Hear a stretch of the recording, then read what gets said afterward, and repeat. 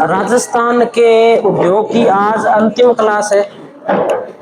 आज उद्योग अपने कंप्लीट हो जाएंगे। हमें कुछ पार्क पढ़ रहे थे ना राजस्थान में। लास्ट पार्क पढ़ा है हमने green tech mega food park. Green tech mega food park कहाँ है? तो रूपनगढ़ अजमेर में स्थित है। अगला पार्क लिखिए इसके बाद में, कृषि एवं खाद्य प्रसंस्करण क्षेत्र। अगला पार्क लिखना है कृषि एवं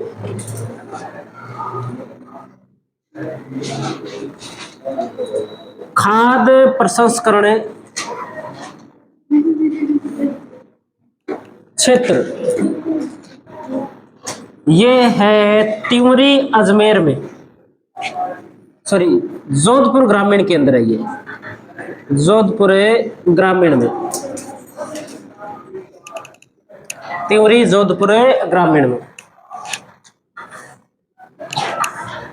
तिवरी जोधपुर ग्रामीण। राजस्थान का पहला मसाला पार्क या स्पाइस पार्क की बात करते हैं। राजस्थान का पहला मसाला पार्क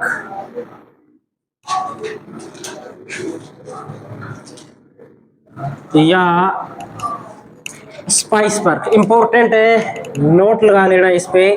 कई बार पूछा हुआ प्रश्न है कहाँ है अभी अपना मसाला पार्क या स्पाइस पार्क है, तो नोट करेंगे रामपुरा भाटियान। रामपुरा भाटियान जोधपुर ग्रामीण जिले में। रामपुरा भाटियान जोधपुर ग्रामीण।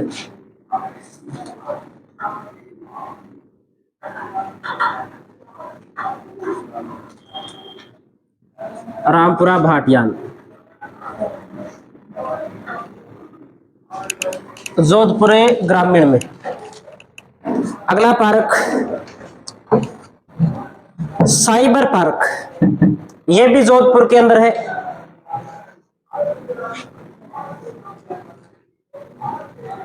साइबर पार्क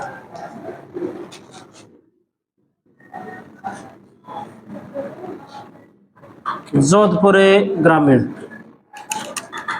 और एक हम पढ़ते हैं इसके अंदर साइबर यानी कि अपने टेक्नोलॉजी से संबंधित हो गया ये। अगला हम पढ़ते हैं इसके अंदर चमड़ा कॉम्प्लेक्स, मानपुरा माचेड़ी जयपुर के अंदर पड़ता है, जयपुर ग्रामीण के अंदर चमड़ा कॉम्प्लेक्स।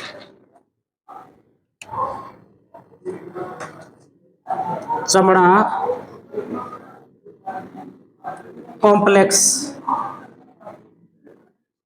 मानपुरा माचेड़ी जयपुर ग्रामीण। चमड़ा कॉम्प्लेक्स मानपुरा माचेड़ी जयपुर ग्रामीण में पड़ता है। और एक हम इसमें पढ़ते हैं एमएसएमई तकनीक पार्क।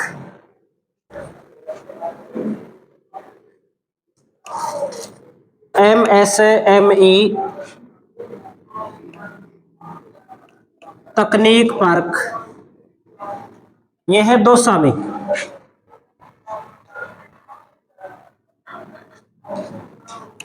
एमएसएमई तकनीक पार्क दौसा। कितने पार्क पढ़ लिए? कृषि खाद्य प्रसंस्करण पार्क हो गया, तिवरी के अंदर मसाला पार्क हो गया, रामपुरा भाटियान के अंदर साइबर पार्क, जोधपुर के अंदर चमड़ा कॉम्प्लेक्स, मानपुरा माचेड़ी जयपुर ग्रामीण के अंदर, और एमएसएमई पार्क है तकनीकी जो पार्क है वो दौसा के अंदर। और एक सबसे इंपॉर्टेंट है, क्योंकि वर्तमान में जो प्रश्न आ रहे हैं वो प्रश्न हस्तशिल्प जो उद्योग है उनसे ज्यादा आ रहे हैं। तो हम नोट करते हैं हस्तशिल्प डिजाइन व शोध केंद्र। हस्तशिल्प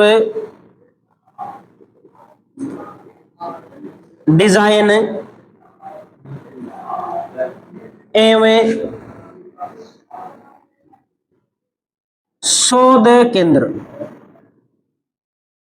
हस्तशिल्प का मतलब आप जानते हो, हाथ से निर्मित जो वस्तुएं उनसे संबंधित है। वर्तमान में जयपुर के अंदर ये पार्क है, या जो अपने शोध केंद्र है ये जयपुर में स्थित है। तो जयपुर सारे ही इंपॉर्टेंट है, ये सारे याद करने हैं हमें। भले चमड़ा कॉम्प्लेक्स हो, भले हस्तशिल्प से संबंधित हो, भले कोई मसाला पार्क हो, सारे के सारे इंपॉर्टेंट है। अब हम पढ़ते हैं राजस्थान के अंदर उद्योगों से संबंधित कुछ नीतियां जो समय समय पर लागू की गई है, योजना बोल सकते। नीतियां, औद्योगिक नीतियां अलग है, योजनाओं की बात कर लेते हैं अपने। वर्तमान के अंदर जो हाल ही के 2-3 सालों में शुरू हुई है उनको हम प्रमुख रूप से पढ़ लेते हैं, या कोई पुराने समय से चली आ रही है जिससे बार बार पूछा गया वो देख लेते हैं। ये नोट कर लिया होगा सभी ने। आगे हेडिंग लगाइए आप, उद्योगों को बढ़ावा देने वाली योजनाएं। उद्योगों को बढ़ावा देने वाली योजनाएं, उतारे हो क्या इसको? ठीक है।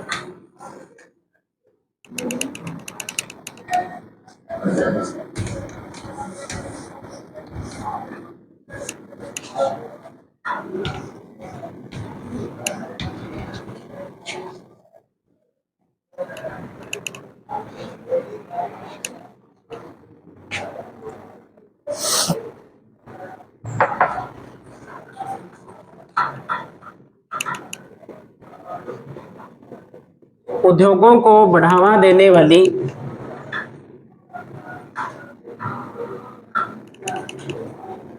योजनाएं कौन कौन सी योजना है, एक एक करके हमें बात करते हैं। सबसे पहले 1 नंबर पे पढ़ेंगे राजस्थान स्टार्टअप नीति 2022। राजस्थान स्टार्टअप नीति 2022। पहला तो प्रश्न ये बनेगा कि स्टार्टअप नीति कब, कौन से वर्ष की है? तो 2022 की। इसके अलावा प्रश्न बनेगा तो क्या बनेगा कि शुरुआत किसने की? तो लिखते हैं शुरुआत 13 नवंबर 2022 अशोक गहलोत के द्वारा इसकी क्या की जाती है? शुरुआत की जाती है। 13 नवंबर 2022 शुरुआत किसने की है? तो शुरुआत की है अशोक गहलोत, जिस समय ये राजस्थान के क्या थे? मुख्यमंत्री थे। इनके द्वारा इसकी शुरुआत की गई। उद्देश्य क्या है? तो राजस्थान में उद्योगों को बढ़ावा देना ही इसका क्या है? उद्देश्य। जो भी संस्थाएं हैं उनका लगभग, जो भी योजना है उनका ये उद्देश्य कि उद्योगों को बढ़ावा देना। यहां से जो प्रश्न बनेगा वो सिर्फ इसी एक, ये 2 बात जो लिखी हुई है इसी से प्रश्न आएगा कि ये नीति है ये कब लागू हुई है। ऐसे इस नीति के अंदर खूब दिया पड़े उससे कोई प्रश्न बनने की संभावना नहीं है। 2 नंबर पे पढ़ते हैं राजस्थान MSME नीति 2022। राजस्थान MSME नीति 2022। देखो इसमें क्या बात याद करनी है। एक तो इसमें हमें याद करना है कि MSME की फुल फॉर्म क्या है, एक तो ये बात याद रखनी है। दूसरी, इसे शुरू कब किया गया और इसके तहत कितने उद्योगों को स्थापित करने की योजना बनाई गई है और इसे शुरू किसने किया है। 3-4 बातें हैं इसमें। सबसे पहले इसकी फुल फॉर्म लिखते हैं अपने, micro small and medium enterprise. Full form क्या है इसकी? Micro small and medium enterprise, ये तो है इसकी फुल फॉर्म। दूसरी बात करते हैं कि इस योजना की शुरुआत कब व किसने की। तो इस योजना की शुरुआत होती है 17 सितंबर 2022 को। 17 सितंबर 2022 को। शुरू किसने किया? तो शकुंतला रावत के द्वारा। शकुंतला रावत के द्वारा इस नीति को शुरू किया गया था। यह बात हमें ध्यान में रखनी है। कौन है शकुंतला रावत? तो उद्योग व वाणिज्य मंत्री। ठीक है, ब्रैकेट में लिख सकते हो अगर आप लिखना चाहते हो भी शकुंतला रावत कौन है, तो उद्योग व वाणिज्य मंत्री। हाँ जी, नहीं अब की नहीं, जिस समय शुरू किया था तब की बात है ये, क्योंकि अब ये तो शुरू लागू हो चुकी है, तो उसके उसी बात को अभी ध्यान में रखना पड़ेगा। जैसे मान लो हम उसको अशोक गहलोत को पढ़ रहे हैं, तो उस समय मुख्यमंत्री थे, तो मुख्यमंत्री अशोक गहलोत ने इसे लागू किया इस प्रकार से। एक बात और इसमें हमें ध्यान रखनी है, ये जो भी बात लिख रहे हैं ये सारे पूछे हुए प्रश्न है। अब तो अपने तो, हाँ जी गलत लिखा है क्या? शकुंतला लिखना है।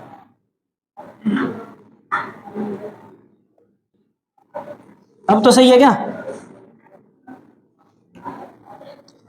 हाँ, इसमें एक बात क्या याद रखनी है, और एक बात ये याद रखनी है कि इस एमएसएमई नीति के तहत राजस्थान के अंदर 147 नए औद्योगिक क्षेत्रों की स्थापना की जाएगी। ये प्रश्न आ चुका है अब से पहले, और ये प्रश्न रिपीट हो सकता है कि कितने औद्योगिक क्षेत्रों की स्थापना की जाएगी? 147। तो लिखेंगे इस नीति के तहत राजस्थान में 147 नए औद्योगिक क्षेत्रों की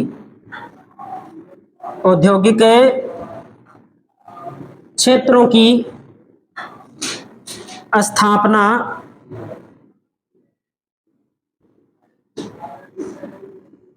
की जाएगी। ये बात हमें याद रखनी है एमएसएमई नीति में। ये हो गई अपने एमएसएमई नीति 2022।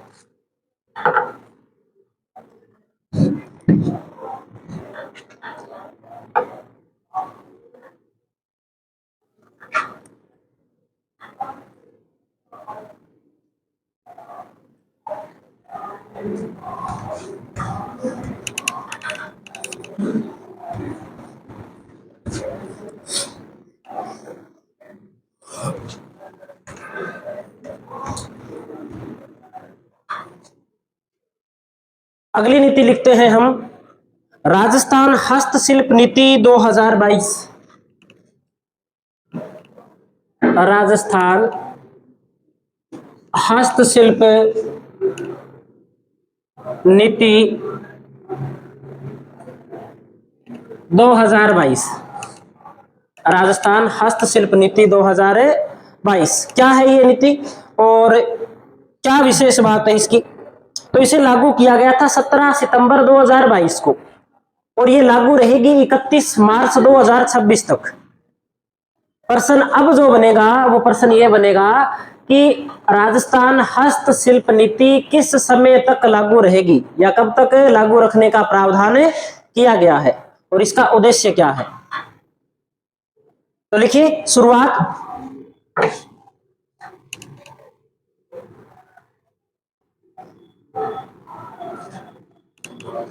17 सितंबर 2022 से 31 मार्च तक, ये अपने साथ में लिख देते हैं 31 मार्च 2026 तक इसे लागू किया गया। 2026 तक ये नीति लागू रहेगी राजस्थान के अंदर, और इसी के तहत एक जिला एक उत्पाद योजना लागू की गई है। एक जिला एक उत्पाद, एक जिला एक उत्पाद का संबंध कौन सी नीति से है? राजस्थान हस्तशिल्प नीति 2022 से संबंध है इसका। और एक बात इसमें अगर हम ध्यान में रखें तो राजस्थान के अंदर इससे पहले भी क्या काम किया गया था? जिला उद्योग केंद्र की स्थापना की गई थी। जिला उद्योग केंद्र का मतलब भी क्या था कि प्रत्येक जिले का एक उत्पाद होना चाहिए। और जिला उद्योग केंद्र वर्तमान के अंदर राजस्थान के अंदर 36 है। ये 36 उस समय के हिसाब से है जब जिले 50 नहीं हुए थे। अब तक कोई आंकड़ा नया आया नहीं है भी, और कोई बढ़ाए हैं या नहीं बढ़ाए। जब तक नहीं बढ़ाए तब तक हमें कितने याद रखने? 36 ही याद रखने, क्योंकि अपने सोच के ऐसे गलत कर दें कि 50 जिले हैं तो एक जिला एक उत्पाद, एक जिला उद्योग के अंदर, तो कितने हो गए? 50 हो गए। उस हिसाब से हम कर सकते हैं, अपना दिमाग जा सकता है, लेकिन हम याद करके रखेंगे इसे। एक बात नोट करते हैं कि जिला उद्योग केंद्र जो पहले से चली आ रही योजना है, जिला उद्योग केंद्र, जिला उद्योग केंद्र की जो शुरुआत होती है, ये शुरुआत होती है 1978 से। कब शुरू किया गया इसे? 1978 में शुरू किया गया था। 1978 में शुरू। वर्तमान संख्या, तो भाई वर्तमान के अंदर जो संख्या है वो संख्या कितनी है? 36 है। तो हम 36 याद रखेंगे एक बार।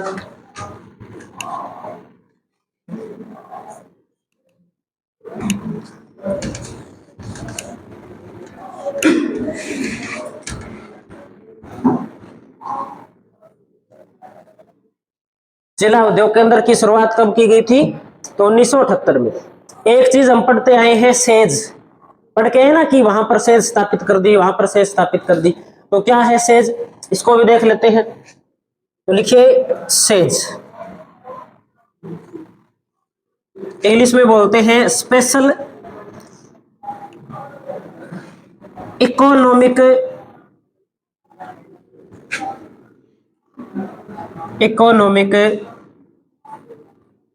जोन। हिंदी में इसे बोल देते हैं विशेष आर्थिक क्षेत्र।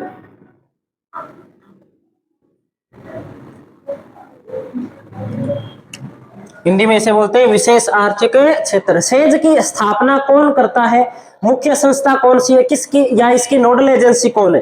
तो नोडल एजेंसी है इसकी रिको। रिको के द्वारा ही क्या किया जाता है? ये सारा काम किया जाता है। हाँ, रिको किसी के सहयोग से स्थापित कर सकता है, ये भी हो सकता है। जैसे हम पढ़ के आए थे वो जेम्स एंड ज्वेलरी, है ना, तो वो भी किसके द्वारा? एक प्रकार से रिको के द्वारा स्थापित है। तो इसकी नोडल एजेंसी कौन है? रिको है। यानी कि इसका संचालन, सेज का संचालन कौन करता है? रिको करता है।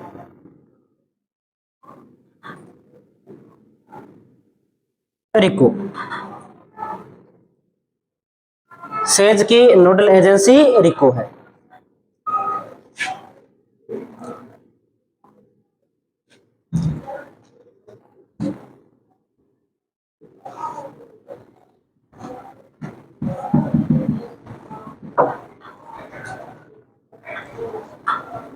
कर लिया सभी ने नोट?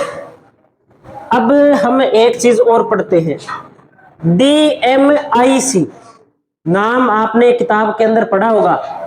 DMIC, जब भी उद्योग की बात आती है, जब भी आर्थिक समीक्षा की बात आती है, तब एक नाम आता है सामने, DMIC। क्या है DMIC? पढ़ा होगा DMIC को, तो लिखो DMIC। Delhi Mumbai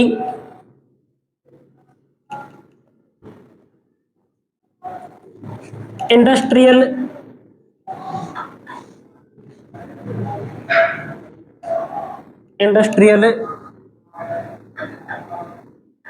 corridor. Delhi Mumbai industrial corridor को छोटे रूप में क्या बोलते हैं? DMIC के नाम से जानते हैं। अब इतना बड़ा कोई कॉरिडोर बनाया गया है तो कोई ना कोई उद्देश्य तो जरूर होगा, इतना पैसा लगा है इसके अंदर। तो इसका उद्देश्य जो रखा गया है, वो उद्देश्य रखा गया है कि औद्योगिक जो भी नगर है उन्हें स्मार्ट सिटी के रूप में विकसित करना है। एक केंद्र सरकार की भी योजना चल रही है स्मार्ट सिटी योजना, जिसके तहत राजस्थान के भी कई स्थानों का चुनाव समय समय पर किया गया है। तो उसी नीति के तहत ये दिल्ली मुंबई औद्योगिक गलियारा बोल सकते हैं, इंडस्ट्रियल कॉरिडोर बोल सकते हैं, जो देश के अंदर व्यापार को बढ़ावा देने के लिए कार्य कर रहा है। तो लिखिए उद्देश्य, उद्देश्य औद्योगिक नगरों को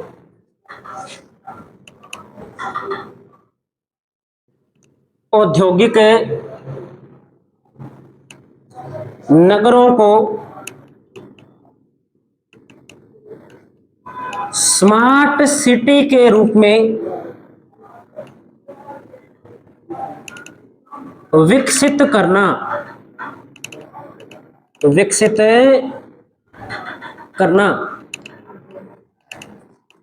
औद्योगिक नगरों को स्मार्ट सिटी के रूप में विकसित करना। किसके सहयोग से या किसके आर्थिक सहयोग से हम इसे संचालित कर रहे हैं? तो हम कह सकते हैं कि जापान की तकनीक से और जापान के आर्थिक सहयोग से ही इस प्रोजेक्ट को राजस्थान में या भारत में चलाया जा रहा है। तो लिखेंगे एक बात, जापान की तकनीक व आर्थिक सहयोग से, आर्थिक सहयोग से संचालित कौन से देश के आर्थिक सहयोग व तकनीक से संचालित है? तो जापान के आर्थिक सहयोग व तकनीक से यह संचालित है। यह बात हमें ध्यान में रखनी है। इस प्रोजेक्ट के तहत जो कॉरिडोर बनाया गया है उसकी दूरी कितनी है? तो 1504 किलोमीटर। कहां से लेकर कहां तक है? तो उत्तर प्रदेश में एक स्थान पड़ता है दादरी, दादरी से शुरू होता है और मुंबई सिटी के पास में एक बंदरगाह पड़ता है, जवाहरलाल नेहरू बंदरगाह है, जिसे कंटेनर बंदरगाह बोलते हैं, वहां तक ये जाता है। ये पूरा प्रोजेक्ट है वहां से अपने दादरी से कहां तक है? तो कुल लंबाई लिख लेते हैं, कुल लंबाई 1504 किलोमीटर। कहां से कहां तक है? तो दादरी यूपी से नेहरू बंदरगाह है, नेहरू बंदरगाह है मुंबई तक ये प्रोजेक्ट बनाया गया है। इतनी दूरी के अंदर ये प्रोजेक्ट है, ये काम करता है। और राजस्थान से भी ये प्रोजेक्ट है वो गुजरता है। राजस्थान में कहां से गुजरता है? प्रश्न ये भी बन सकता है, तो लिख लेते हैं राजस्थान में कहां से गुजरता है।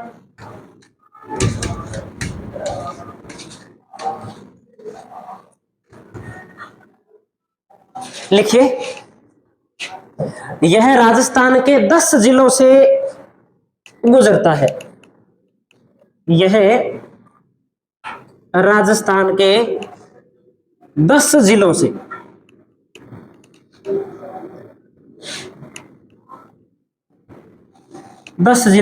गुजरता है। अभी तक पूरा बना नहीं है, तो हम ऐसे भी लिख सकते हैं कि राजस्थान के 10 जिलों से गुजरेगा या गुजरता है। भी आने वाले टाइम में जैसे बनेगा तो ये 10 जिलों के अंदर से प्रमुख रूप से इसका विकास होगा। और इससे लाभान्वित कितने जिले होंगे राजस्थान के? तो इससे राजस्थान के 22 जिले इससे क्या है, इसके क्षेत्र में आएंगे प्रमुख रूप से। यह भी प्रश्न बन सकता है। हाँ जी, अभी बना नहीं है पूरा, इस पे काम चल रहा है। हाँ जी, नहीं, इस पे जैसे सड़कें तो बन रही है, सड़कों के अलावा ना इसके ऊपर और भी कुछ काम है जो होने हैं, वो अभी पूरे नहीं हुए। इस पे काम है, अभी चल रहा है। सड़कों का निर्माण तो हो गया, हाँ, सड़क वाला तो बिल्कुल सही बात है, सड़कों वाला तो हो गया, लेकिन सड़कों के अलावा भी बहुत सारे जो काम है वो होने हैं। अब देखो ये कहां से कहां जा रहा है? ये दादरी से, यूपी से मुंबई तक है। तो अब ऐसे तो है नहीं कि सिर्फ सड़क बना दी, मुंबई से जो सामान डाला है वो दादरी उतार देंगे, दादरी से डालेंगे वो मुंबई उतार देंगे, ऐसा तो नहीं। तो इसके बीच में और भी इसके जो क्या स्टेशन होंगे, या हम ऐसे कह सकते हैं कि प्रकार से शुष्क बंदरगाह विकसित किए जाएंगे, बड़े गोदाम विकसित किए जाएंगे, उनका निर्माण भी चल रहा है।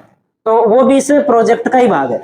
तो वो धीरे धीरे चल रहा है। अपने वो चल रहा है नहीं चल रहा है वो एक अलग बात है। अपने तो ये ध्यान रखना है कि 10 जिलों से ये गुजरेगा प्रोजेक्ट। राजस्थान के 22 जिले लाभान्वित होंगे। कुल लंबाई कितनी है, कहां से कहां जाता है, और ज्यादा अगर आप लिखना चाहो तो मैं वो 10 जिले लिखवा सकता हूँ, हालांकि पूछेंगे नहीं कि राजस्थान के कौन से 10 जिलों से ये प्रोजेक्ट गुजरता है। चाहते हो तो मैं लिखवा देता हूँ, ज्यादा हो जाएगा बाकी मेरे हिसाब से।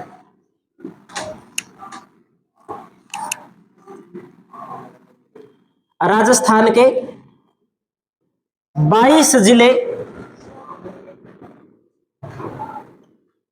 इससे लाभान्वित होंगे। राजस्थान के 22 जिले इससे लाभान्वित होंगे, ये बात हमें ध्यान में रखनी है। या हम ऐसे कह सकते हैं कि जो DMIC की जो परिधि है उसमें राजस्थान के कितने जिले आएंगे, तो 22 जिले आएंगे या 22 जिले से लाभान्वित होंगे। ये एक इंपॉर्टेंट प्रोजेक्ट है, ये हमें ध्यान में रखना है। बिल्कुल बिल्कुल वही है ये, जो कोटपुतली, बहरोड, नीम का थाना, जयपुर ग्रामीण, दुद्दू, डीडवाना, कुचामन, अजमेर से होता हुआ ब्यावर पाली से और सिरोही से होता हुआ गुजरेगा, ये वही प्रोजेक्ट है ये। और आने वाले टाइम में इसकी और शाखाएं भी बन जाएगी, जो पूरे राजस्थान को धीरे धीरे क्या करेगी, कवर करेगी। एक इसकी राजस्थान में लंबाई लिख लेते हैं हम। राजस्थान में लंबाई होगी इसकी 567 किलोमीटर। राजस्थान में लंबाई 567 किलोमीटर, जो लगभग कुल प्रोजेक्ट की जो लंबाई की अपने बात करें, कुल कितना प्रोजेक्ट है, 1504 किलोमीटर, जिसमें से 567 किलोमीटर राजस्थान के अंदर है, जो कुल प्रोजेक्ट का लगभग बड़ा 38% भाग है। तो हो सकता है कि ये भी पूछ ले कि DMIC की कुल लंबाई का राजस्थान में कितने प्रतिशत है, तो कितने प्रतिशत है, 38% है, 38% है। ये भी हम ध्यान में रख सकते हैं। तो ये अपना एक प्रोजेक्ट है वो कंप्लीट हो गया। अब थोड़ी सी बात हमें जो करनी है वो करनी है राजस्थान की औद्योगिक नीतियों की। औद्योगिक नीतियों में हम ज्यादातर 3 ही नीतियां याद रखेंगे। पहली कब लागू हुई थी, वर्तमान में कौन सी चल रही है, और इस नीति से पहले कौन सी नीति थी। इतनी ही बातें हमें याद रखनी, बीच में जो नीतियां हैं वो हमें याद नहीं करनी, वहां से प्रश्न नहीं बनेगा। नोट कर लिया होगा ये सभी ने। अगली हेडिंग लगा दीजिए आप, राजस्थान में औद्योगिक नीतियां। राजस्थान में औद्योगिक नीतियां।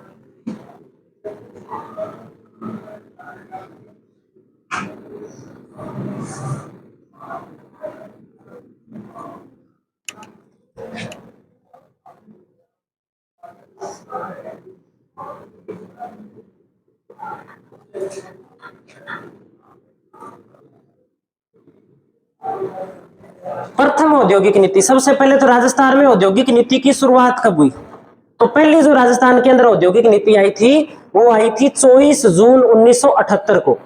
यानी कि 1978 से पहले राजस्थान में कोई औद्योगिक नीति नहीं थी।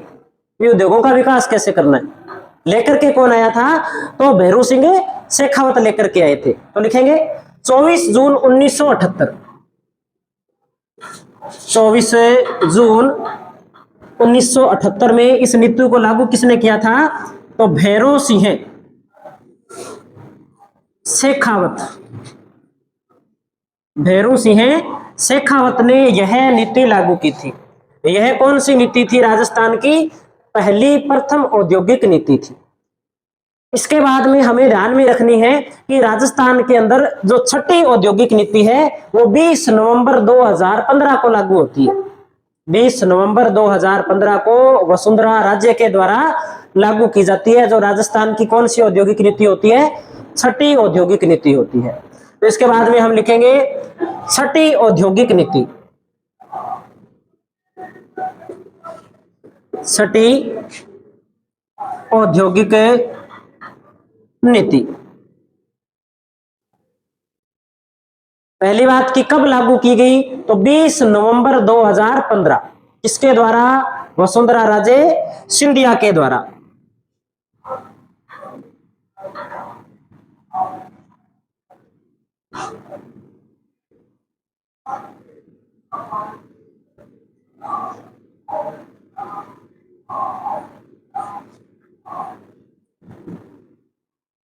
और एक बात हमें ध्यान में रखनी है कि वर्तमान के अंदर राजस्थान के अंदर कौन सी औद्योगिक नीति है? तो हम कहेंगे वर्तमान के अंदर राजस्थान के अंदर 7वीं औद्योगिक नीति है। 7वीं औद्योगिक नीति, जिस पर एक आयोग भी हमें ध्यान में रखना है और उसका उद्देश्य भी हमें ध्यान में रखना है। तो 7वीं औद्योगिक नीति 19 दिसंबर 2019।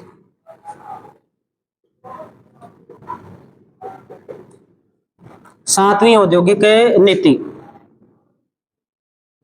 19 दिसंबर 2019।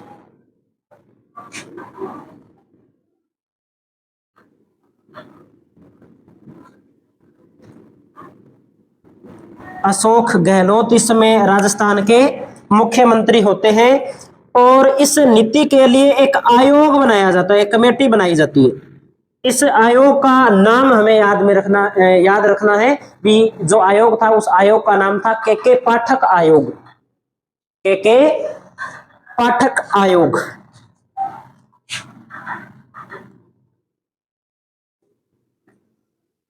इनकी अध्यक्षता के अंदर एक 5 सदस्यों की कमेटी बनाई गई थी, जिसके अध्यक्ष कौन थे? उस कमेटी के अध्यक्ष थे के पाठक। इसलिए उनके नाम पे ही इस कमेटी का नाम क्या पड़ गया? के पाठक आयोग पड़ गया। और इस नीति का जो उद्देश्य रखा गया वो उद्देश्य रखा गया था कि सतत एवं पर्यावरण अनुकूल औद्योगिक विकास करना। सतत यानी कि निरंतर, पर्यावरण के अनुकूल, पर्यावरण प्रदूषण को ध्यान में रखते हुए, पर्यावरण प्रदूषण नहीं हो, पर्यावरण को ध्यान में रखते हुए इस नीति का विकास किया गया। तो उद्देश्य में लिख दीजिए सतत एवं पर्यावरण अनुकूल औद्योगिक विकास। सतत एवं पर्यावरण अनुकूल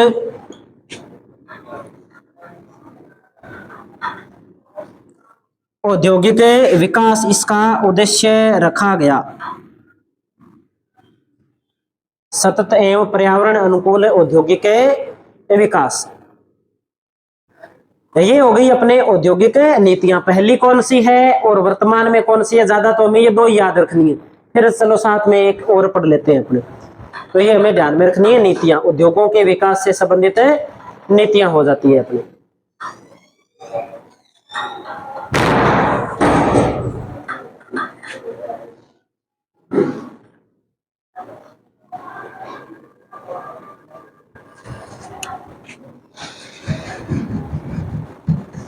नोट कर लिया सभी ने? अब कुछ और तथ्य लिखने अपने को। जैसे राजस्थान में सबसे ज्यादा उद्योगों की इकाइयां कहाँ लगी हुई है? सबसे कम राजस्थान में उद्योगों की इकाइयां कहाँ पर है? उनकी हम बात कर लेते हैं।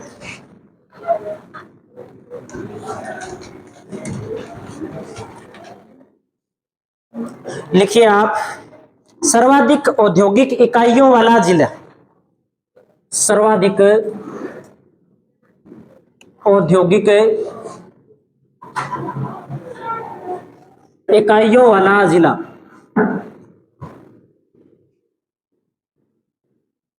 तो सबसे ज्यादा औद्योगिक इकाइयां भले छोटी हो भले बड़ी हो, उनकी संख्या करते हैं तो सबसे ज्यादा कहां आती है?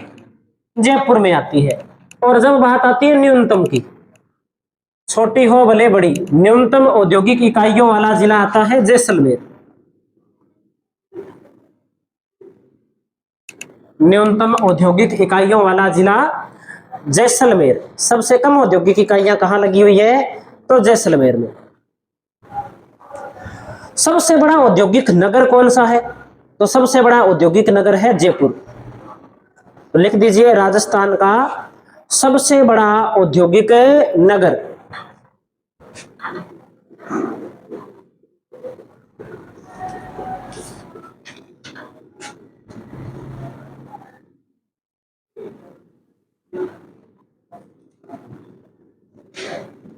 जयपुर। और राजस्थान की औद्योगिक नगरी किसे कहा जाता है? कोटा को। औद्योगिक नगरी, ये तो उपनाम है, ध्यान में रखना ना, उपनाम है ये। राजस्थान की औद्योगिक नगरी किसे कहा जाता है? कोटा को कहा जाता है। राजस्थान में सबसे बड़ा औद्योगिक नगर जयपुर है। सबसे छोटा औद्योगिक नगर कौन सा है? तो सबसे छोटा औद्योगिक नगर है करौली। सबसे छोटा औद्योगिक नगर, सबसे छोटा औद्योगिक नगर करौली।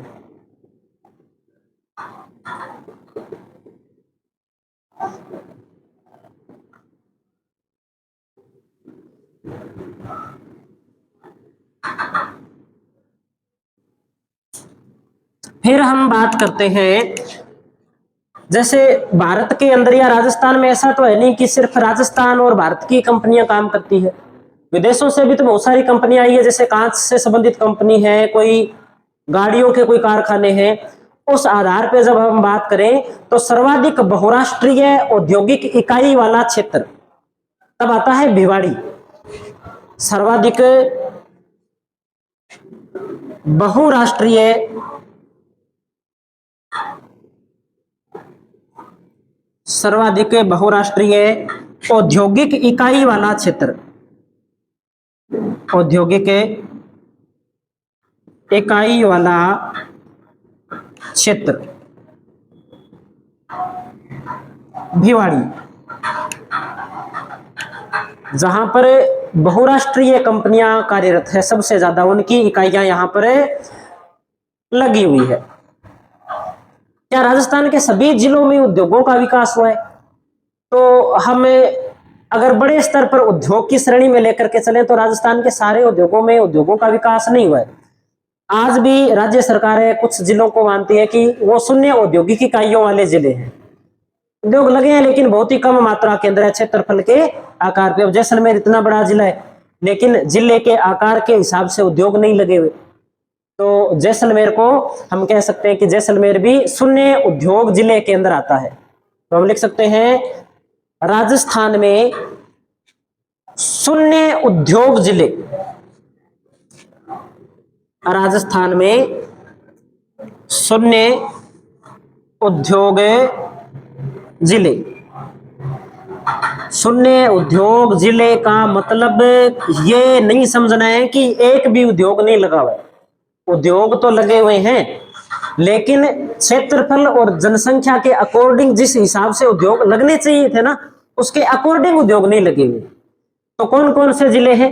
एक तो लिखते हैं जैसलमेर, बाड़मेर, चूरू, जैसलमेर, एक लिखते हैं बाड़मेर, एक इसमें लिखते हैं चूरू, और एक इसमें जो अग्रणी श्रेणी में आ जाता है वो है सिरोही।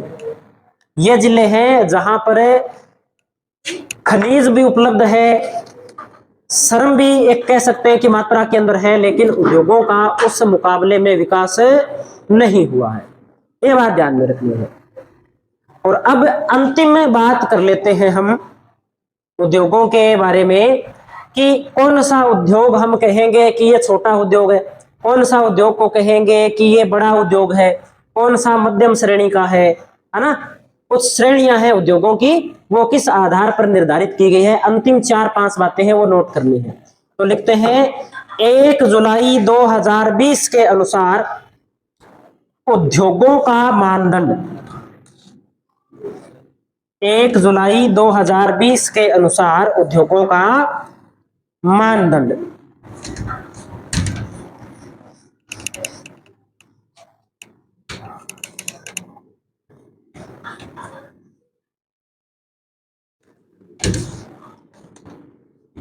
क्या मानदंड अपनाया गया है उसकी हम बात कर लेते हैं। 1 जुलाई 2020 के अनुसार उद्योगों का मानदंड।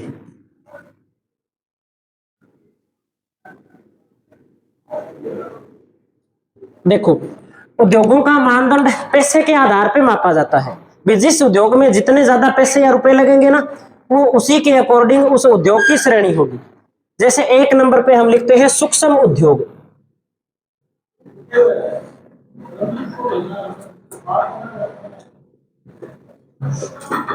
एक नंबर पे हम नोट करते हैं सूक्ष्म उद्योग। क्या है सूक्ष्म उद्योग, किसे कहेंगे? वह उद्योग जिसमें भले तो अपने को कोई मशीनरी लगानी है, भले कोई उपकरण खरीदने हैं, उसमें जो खर्चा है वो खर्चा 1 करोड़ तक का होना चाहिए। 2 मिनट, कितने करोड़ तक का खर्चा होना चाहिए? 1 करोड़ तक का अगर कोई खर्चा लगा करके कोई उद्योग स्थापित करता है तो किस प्रकार का उद्योग है? सूक्ष्म उद्योग है, छोटा उद्योग है। तो लिखेंगे संयंत्र, मशीनरी,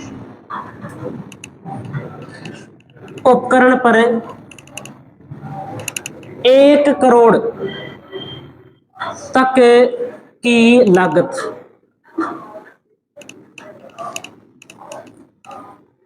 1 करोड़ तक की जिसमें लागत होती है वो कौन सा उद्योग है? वो सूक्ष्म उद्योग है। 2 नंबर पे हम इसमें नोट करेंगे लघु उद्योग। लघु उद्योग जिसमें हमें संयंत्र, मशीनरी और उपकरण पर 10 करोड़ तक रुपए लगाते हैं। जिस व्यक्ति ने 10 करोड़ तक रुपए का निवेश कर रखा है वो कौन सा उद्योग है? वो लघु उद्योग है। और जिस व्यक्ति ने 50 करोड़ रुपए तक का खर्चा लगा रखा है उपकरण लाने में, मशीन लगाने के अंदर, वो कौन सा उद्योग हो जाएगा? मध्यम उद्योग हो जाएगा। मध्यम उद्योग कितने रुपए तक का निवेश कर रखा है?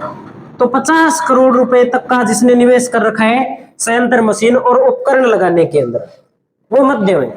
और अंतिम जो उद्योग की श्रेणी है वो है वृहत उद्योग, यानी कि वह उद्योग जिसमें मशीन, उपकरण या संयंत्र लगाने के अंदर 50 करोड़ से अधिक का निवेश कर रखा है। वो किस श्रेणी का उद्योग हो जाएगा? वो वृहत श्रेणी का उद्योग हो जाएगा। ये मापदंड निर्धारित किया गया है 1 जुलाई 2020 के अनुसार। समय समय पर ये मापदंड बदले जाते हैं। क्यों बदले जाते हैं? क्योंकि समय समय पर पैसे की कीमत भी घटती बढ़ती रहती है, इसलिए।